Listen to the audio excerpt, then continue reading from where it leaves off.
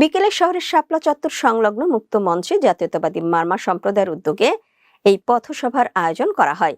এ উপলক্ষে সরকারি কলেজ মাঠ থেকে বর্ণিল র্যালি বের করা হয়। এতে অংশ নেন মারমা সম্প্রদায়ের শত শত নারী পুরুষ।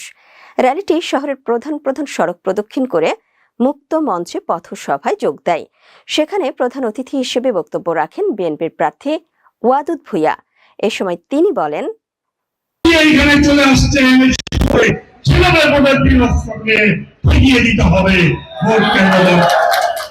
নিরাপত্তা রাখার ব্যবস্থা করতে হবে।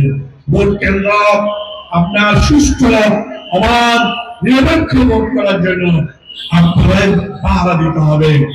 আপনারা ভোটারদেরকে কেন্দ্রে যাওয়ার জন্য আহ্বান করবেন।